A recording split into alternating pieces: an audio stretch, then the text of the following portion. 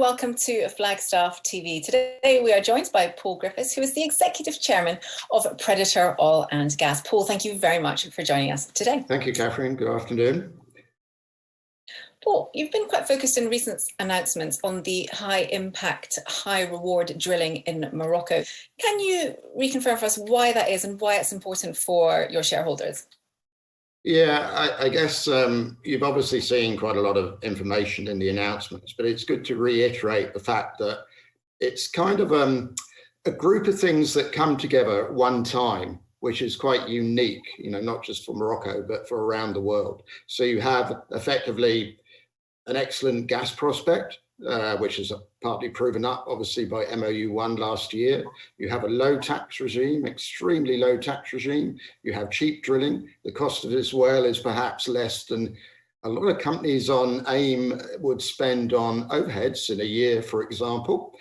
And we control 100% of the profit project with the state as participating as on him.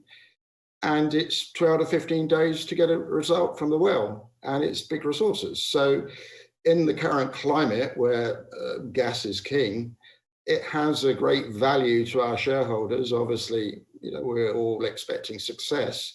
And because we set the share price so low when we came onto IPO at 2.8p, it gives us lots of running room in the share price. So every CEO will say this, of course, we're undervalued, but in this case, we are extraordinarily undervalued. And our biggest concern as directors is that in a success case, we immediately become a target for a takeover.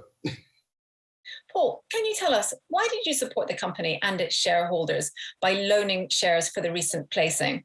Well, I'm a geologist, which is an ugly word in the investment bankers circle, but because of that, I understand risk, I understand opportunity. Over 40 years, I've seen many opportunities, been involved in many opportunities and created success in opportunities. So in this instance, I wanted to control the pace of drilling, and I didn't want any partners that could slow us down.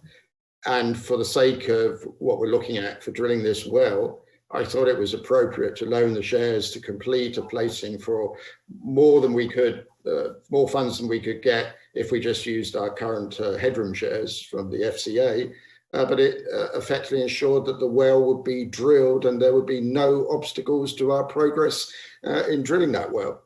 I have to say, as a geologist, a geoscientist, I get fed up doing farm out presentations and then listening to about 6 months of due diligence and why we shouldn't do this and why we shouldn't do that.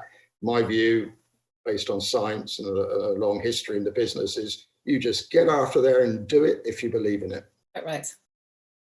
Paul, why has it taken so long to try and unlock Morocco's gas potential? Well, I've been involved in Morocco since 2006 in 3 different public companies. This is the 3rd one. And when I first looked at Morocco, like most people, I struggled to understand where the potential lay. And because of that, it took me a while to figure out, we took acreage initially in 2006, 2007 over many different plays. But the problem with Morocco is there are so many different basins and so much different geology that there tends to be a little bit of lack of focus. You get a drilling campaign 1 year and then everything dies and then they move to another basin. So I guess since 2011, we saw this opportunity in Guercif, as it was originally called Marada in a previous company I had. We applied for it, we lost it, not because of anything other than an ex-chairman of the company decided to go into pharmaceuticals. So we lost it then, so it took time to get it back. But if you look at recent history of Morocco, the gas discoveries and the gas production has been in what's called the tertiary, in the Rab Basin and the offshore. And that's the play that's very prevalent over most of the Mediterranean, Aegean, for example, offshore Israel, big gas discoveries, lots of gas, very prevalent, East Africa and West Africa. So that's the play. And it's only been really, literally in the last few years that people have begun to understand the play, but only those who are active in Morocco, Chariot, for example, and ourselves. Whereas nobody else appears to have understood the play. But after this well, they will be gagging to get into Morocco and the play. And what makes Morocco strategically important for Europe? Well, if you look at the geographic position of Morocco, it's the closest point to Europe, so across the Strait of Gibraltar. Also, it's linked to Europe by a gas interconnector that used to have Algerian gas pass through it, but now the gas is being imported from Spain to Morocco to allow Morocco to continue generating electricity from their gas-fired power stations.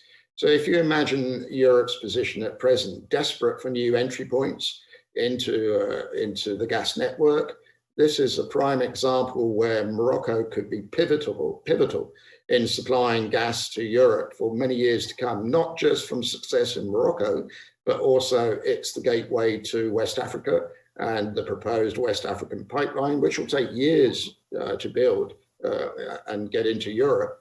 But obviously Morocco is one of the most stable countries in Africa, and also much more westernized in business sense than many other African countries. So it's no surprise that it has associate status, candidate status with the European Union. And it's a focus for European Union and UK investment. So for us, Morocco is pivotal to the future of how we develop our business in Morocco. How can you manage to make gas affordable for industry in Morocco compared to Europe? And how would that benefit the Moroccan economy? Well, we're not greedy, and we can afford not to be greedy because the profit margins for gas in Morocco are very high. And it's not difficult to understand that if you have a high gas price, indigenous gas price, even before the current situation, plus low taxation, plus cheap drilling, cheap processing, cheap development costs, that your profit margins are going to be high.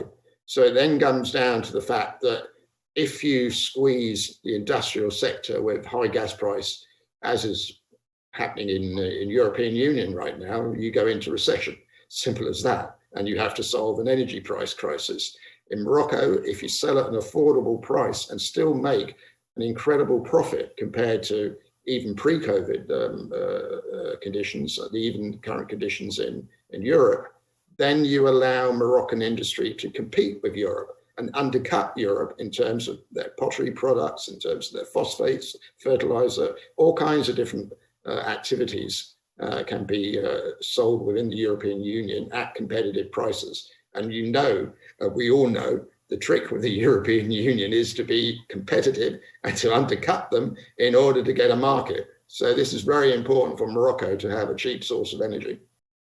Moving closer to home, can you tell us why you have hung on to Ireland for so long and how MagMel has benefited the company's shareholders? Well, for me, I've been involved in Ireland since 1981 through many ups and downs, but just like Morocco, the target is always to produce that elusive opportunity that makes a real difference. So Corrib gas field and Kinsale gas field in 1978 were examples of that.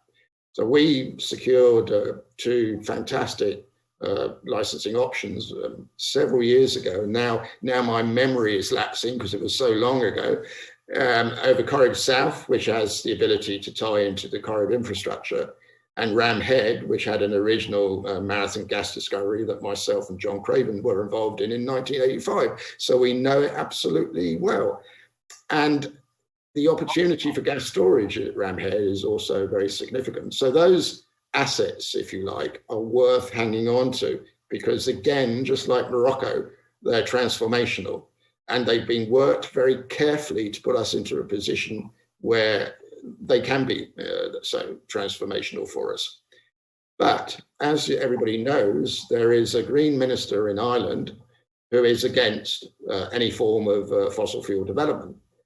And the problem with that is that's fine if your renewables satisfy your immediate problem. But in Ireland, they are not satisfying the problem. And if you read the Irish Times today, there's a very, very good article on why Minister Ryan has just lost the plot completely when it comes to security of supply. And that's why we've called for a public inquiry into Ireland, not because we want to damage the government or damage the minister himself, but actually to make sure that the plans for the next 2 or 3 years are soundly based on fact and not fiction and not misinformation, which has been characteristic of the last 12 to 18 months in respect of LNG and gas. So MagMel has, if you like, catapulted the company into the limelight. We've done various radio shows, including Pat Kenny. Anybody who knows Pat Kenny knows he hosted the Friday night chat shows, etc., and with RTE. So it's good exposure for us, right across Ireland, to get the message across that LNG and gas storage are back on the table, and we've seen that even recently. And we will win this war, if you like, of what is right for the energy transition, because we have the facts and we have the goods and we have the gas to deliver. And why should the population of Ireland submit to going back to the dark ages because there's no pragmatic approach to the energy transition focused on gas? Where do you see the future for Trinidad? And can shareholders expect a return on the company's investment there? So there's no disguising the fact that last year was an unexpected and bitter disappointment when a Terminator returned to Earth and decided to effectively terminate our project with 24 hours notice, get off the block, take all your equipment with you. Tomorrow's a public holiday. What sort of professional in the oil and gas industry does that? What sort of professional CEO does that? I know of no one who would do that. So that was an unexpected surprise. Because of that, we took a step back from Trinidad and said, well, okay, let's regroup. And what we've tried to do is basically look for an in-country partner to take an interest in the CO2 EOR business, not because we're running away and licking our wounds, but because the fact of life is that you need an in-country partner in Trinidad. For example, we cannot now get a bank account for Trinidad here in Jersey because Trinidad is put on a high-risk register now. And the actions last year didn't really help that because we've invested money in Trinidad and obviously, Jersey compliance, everybody wants to see where that money's gone. And we don't know where that money's gone. We know it's gone into the project, but now we don't have an audit trail to allow us to determine, where that money has gone, how it has been spent, and where any excess cash actually resides. So with that in mind, you can understand why we're not very happy with the situation. But we move on in the sense that CO2 EOR is still the way to go in Trinidad because it's the only way you can increase existing production to a level where you can effectively fund the costs of overheads, the high operating costs in Trinidad, the extremely high tax regime in Trinidad, and also the fact that the heritage contracts, for example, the IPSC contracts, what people don't forget, often a significant chunk of that production is at, or used to be at, a flat oil price at $16 a barrel. And that was the deal. If you enhanced the oil production above that level, you get a higher price. So when you see production figures quoted for Trinidad, always remember to ask the question, well, how much of that gets full whack oil price and how much of that gets $16 a barrel, or maybe a little bit more if they've uplifted it recently. So Trinidad is not dead. We still see value in there. CO2 EOR, we are the only entity in Trinidad that can do it at present and remain so for the next year at least. And that gives us, if you like, purchasing power in terms of how we want to move forward to try and structure a deal with someone. Well, final question for the day. What is your attitude to those who try and put obstacles in your way with regard to accelerating the development of the company's business and benefiting shareholders, of which, of course, you are one? Well, at the end of the day, I'm a large shareholder and have always been a large shareholder. And, the drive in the company comes from me.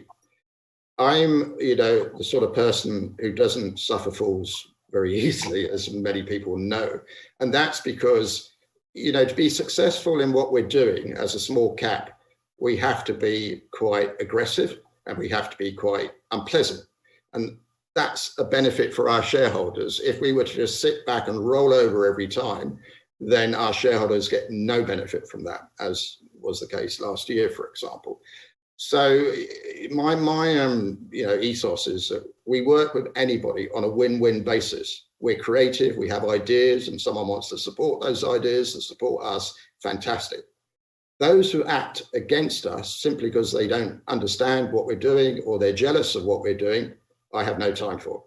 And if they obstruct our business in any form whatsoever, I personally will go after them, because I want to protect our shareholders. And I'm in a position where I really don't have ambition left. I'm at an age where I really don't care what anybody else thinks. The only thing I'm interested in is developing value for our shareholders and realizing projects. So anybody who obstructs that will be taking me on, and they can know what to expect if that happens. Thank you, Paul, for your time today. Thank you. And thank you very much for watching Flagstaff TV.